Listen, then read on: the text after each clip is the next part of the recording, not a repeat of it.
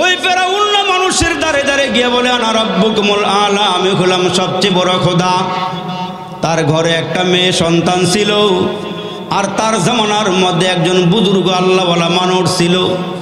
এ মুসলমান ভাইরা আমার, একজন মহিলা ফেরাউনের মেয়ের চুলগুলো আশ্রয় দিত, পরিপাটি করে দিত। মহিলার নাম ছিল মাশেতা, স্বামীর নাম ছিল হিজকিল। এরা দুইজনে মুসা নবীর জামানায় কালিমা পড়ে গোপনে গোপনে মুসলমান। ফেরাউন যেন টের না পায় কালিমা পড়েছে, মুসলমান হয়ে গিয়েছে। মুসলমান হয়ে গিয়া মুসলমান গোপনে গোপনে আল্লাহরে ডাকে, লা ইলাহা ইল্লাল্লাহ মুসা কালিমুল্লাহ, লা ইলাহা ইল্লাল্লাহ মুসা কালিমুল্লাহ। আর আমরা একটা কালিমা পড়েছি, লা ইলাহা ইল্লাল্লাহ মুহাম্মাদুর রাসূলুল্লাহ সাল্লাল্লাহু আলাইহি ওয়াসাল্লাম। এই কালিমার ওজন তো আমরা বুঝি না, এই কালিমার সম্মান আমরা বুঝি না। এরে মুসলমান রসুল ডাক দিয়া বলেন, তামাম দুনিয়ার মধ্যে যত সম্পদ আছে, সব সম্পদ যদি এক পাল্লায় দেওয়া হয়, আর মুসলমানের কালিমা যদি অপর পাল্লায় দেওয়া হয়, দুনিয়ার সব কিছুর মোকাবেলায় ওই কালিমার ওজনের পাল্লা ভারী হয়ে যাবে। কি নিয়ামত আমরা পেয়েছি রে বাবা। এরে মুসলমান নবীর উম্মতের দল, ওই মাসিতা গোপনে গোপনে কালিমা পইরা মুসলমান হয়ে গিয়া ফেরাউনের মেয়ের চুল আশ্রয় দেয়, চুলগুলো পরিপাটি করে দেয়। একদিন ঘটনা ঘটছে এমন, মাসেতা হাতের মধ্যে চিরুনি নিয়া ফেরাউনের মেয়ের মাথার চুল আশ্রয়া দিবে। হাতের থেকে চিরুনি জমিনে পড়ে গেছে। জমিনে পড়ে যাওয়ার পর মাসেতা ওই মুহূর্তে বিসমিল্লাহর আওয়াজ দিয়া চিরুনি হাতের মধ্যে নিয়া আবার চুল আশ্রাইতেছে। ফেরাউনের মেয়ে ডাক দিয়ে বলে, মাসেতা রে, তুমি কার নাম নিলা? আর একটু জোরে বলেন না সুবহানাল্লাহ। এ মাসেতা কার নাম নিলা? মাসেতা ডাক দিয়া কয়, আমি মুসা নবীর আল্লাহর নাম নিয়েছি। মুসা নবীর আল্লাহরে আমি আল্লাহ বলিয়া স্বীকার করে নিয়েছি।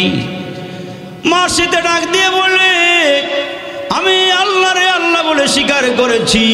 ফেরাউনের মেয়ে ডাক দিয়ে বলে, মাসেতা রে, এখনকার সময় আমার আব্বা হলো খোদা, আমার আব্বাকে তুমি মানবা, আমার আব্বাকে গ্রহণ করবা। মাসেতা ইমানদার মহিলা, ভিতরে আছে ইমানের আগুন।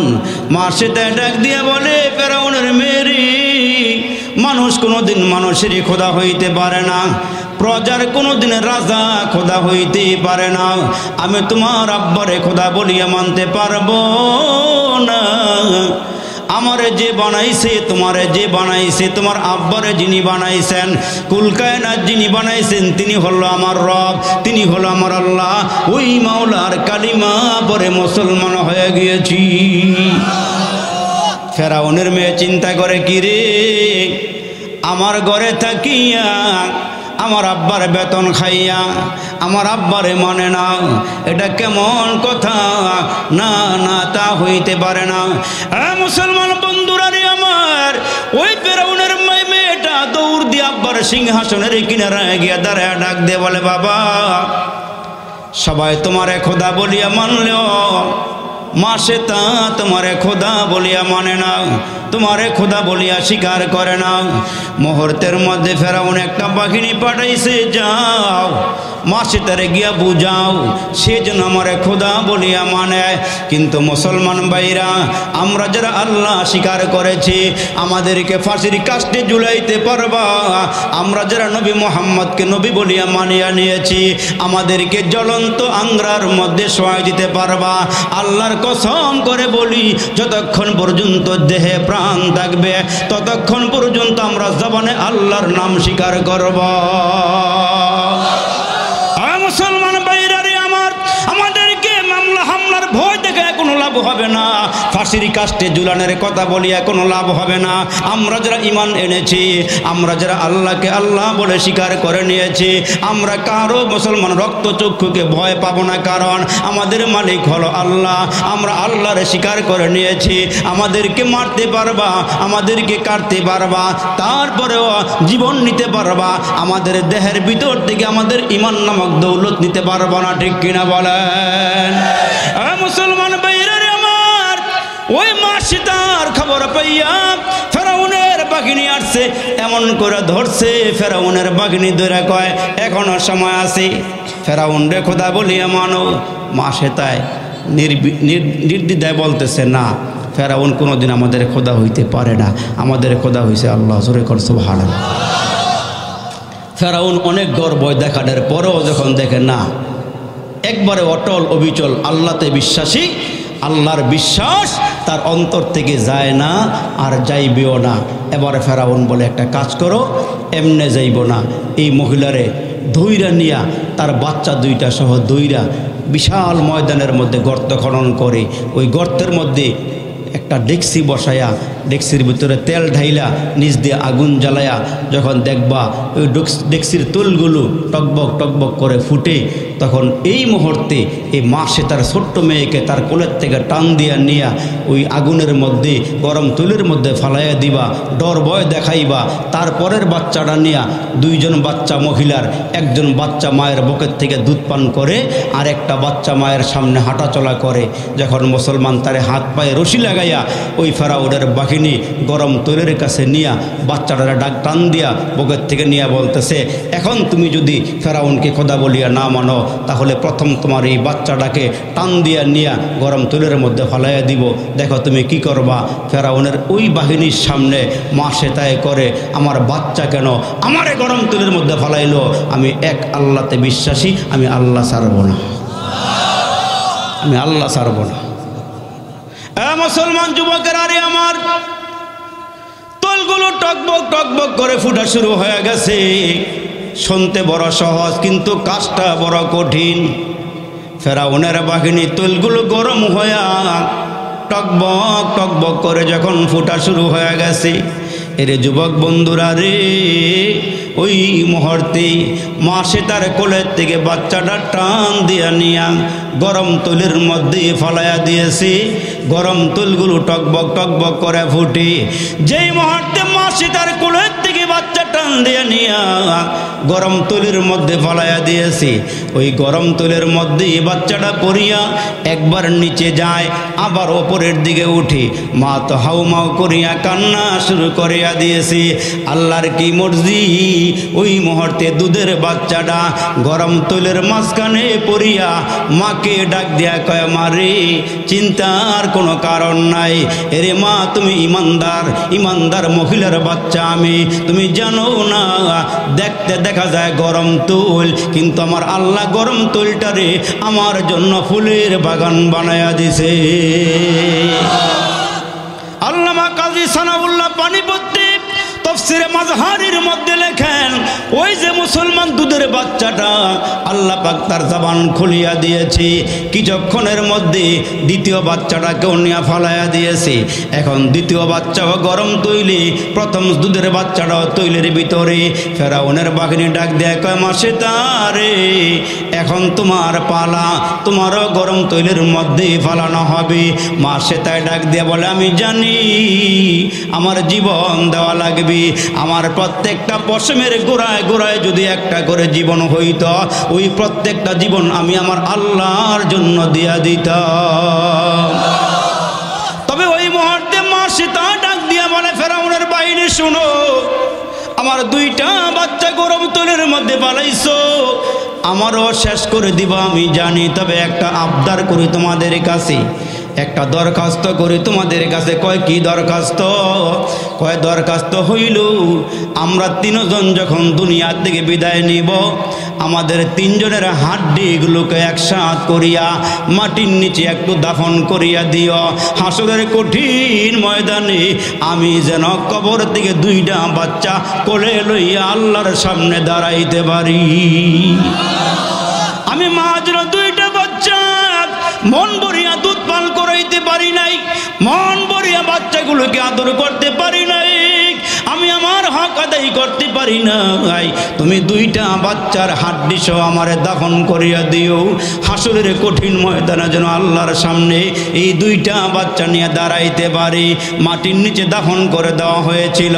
আমার নবী যখন জিবরাইলের সঙ্গে মেরাজে রওনা দিলেন, কিছু দূর যাওয়ার পরে আমার নবী ডাক দিয়া কয়, জিবরাইল রে, আমার নাকের মধ্যে জান্নাতের গারান পাইতেছি। নবীজি ওই মুহূর্তে এই কথা বললে জিবরাইল ডাক দিয়া বলেন, ওগো নবীজি, ওই যে ফেরাউনের জামানায় দুইটা বাচ্চা সহকারে মহিলা জীবন দিয়া দিয়েছিল, এই জায়গার মধ্যে এদের লাশগুলো দাফন, হাড্ডিগুলো দাফন করা হয়েছিল। আমার আল্লাহ এই কবর থেকে জান্নাতের খুশবু বের করে দিয়েছেন। এজন্য আমার আল্লাহ ডাক দিয়ে কয়, মানুষ তোমাদেরকেও পরীক্ষা দেওয়া লাগবে, পদে পদে পরীক্ষা আসবে। কখনো আল্লাহ তোমারে নিয়ে যাবে, তোমার সম্পদ নিয়ে যাবে, তোমার বাচ্চা নিয়ে যাবে, তোমার ধন দৌলত নিয়ে যাবে। তুমি যদি পরীক্ষায় কামিয়াব হতে পারো, আল্লাহ তোমারে সুন্দর নিয়ামত দান করবে। এই জন্য মুসলমান মরার আগে একটু হিসাব মিলে কবরে যাওয়া লাগবে। আমার আল্লাহ ডাক দেয়া কয়, মানুষ এই দুনিয়াটা হলো পরীক্ষার জায়গা। আল্লাযী খালাকাল মাউতা ওয়াল হায়াতা লিয়াবলুয়াকুম আইয়ুকুম আহসানু আমালা। আল্লাহ কয়, হায়াত দিয়া মউত দিয়া আমি আল্লাহ তোমাদেরকে পরীক্ষা করি, কে নেক আমল করে, কে ভালো আমল করে। আর আমরা জানেন কি করি? নামাজ পড়ি আর না পড়ি, রোজা রাখি আর না রাখি, ভালো কাজ করি আর না করি। মাঝে মাঝে সাফার জোরে বকে থাপ্পড় দিয়া কে, হুজুর নামাজ পড়ি আর না পড়ি, ইমানটা শক্ত আছে। ঠিক নিও, ঠিক নিও, জোরে কোন ঠিক নিও। নামাজ পড়ে না পড়ে কে, হুজুর ইমান শক্ত আছে। ইমান বলে শক্ত, আমার মাঝে মাঝে মনটা চায় হ্যাঁ বুকটা হয়রা দেখতাম ইমানটা কোনো আছে আর ইমানটা কোনো শক্ত আছে। যেই লোককে নামাজই পড়লো না, আল্লাহরে ডাক দিল না, ইমান আসে না গেছে হিটারও খবর নাই, সাফার জোরে কই আল্লাহ হুজুর নামাজ পড়িয়া না পড়ি ইমান শক্ত আছে। হে মুসলমান বাবা, ইমানটা কঠিন জিনিস। এইটা সকালবেলা রসুল বলে গিয়েছেন, আমার উম্মতরা সকালে মুসলিম বিকালে বেঈমান, আবার বিকালে মুসলিম সকালবেলা বেঈমান। এই একটা জমানার মধ্যে আমরা পড়ছি। এই জমানার মধ্যে ইমান রাখা বড় কঠিন হয়ে গেছে। এই জন্য এই মর্দে মোমেন যারা ইমানকে মজবুত করে জমিনে চলাফেরা করে, আল্লাহ পাক ডাক দিয়ে বলেন, ওই ইমানদারের জন্য আল্লাহ পরকালে জান্নাত বানায় রাখছে। জোরে কর সুবহানাল্লাহ। কিন্তু আমরা যে ইমানদার, এই যে সামনে নির্বাচন আইলে চেয়ারম্যান সাহেব প্রার্থী, মেম্বার সাহেব প্রার্থী, একজন তার প্রার্থী হয় না, অনেকেই হয়। কিন্তু এইখান থেকে দেইখা শুই না নামাজি দিনদার ইমানদার দেইখা বিনা পয়সায় বিনা টাকায় একটা ভোট দিয়ে দিবেন। কিন্তু আমরা ভোট সকালে একবার বিক্রি করি, বিকালে একবার বিক্রি করি। 500 টাকার নোটও বিক্রি হয়, 1000 টাকার নোটও বিক্রি হয়। সবার থেকে টাকা খায় ভোট তো আমরাই দিব, ভোটকে আমরা অন্যের জন্য দিব, ভোট তো এমনি দিব। তখন ইমান আসে না গেছে, নিজে একটা মাইপা নিয়ে আমার কর দরকার নেই, আপনারা একটা বুঝালেন ইমান আসে না গেছে। ঠিক কিনা জোরে কন?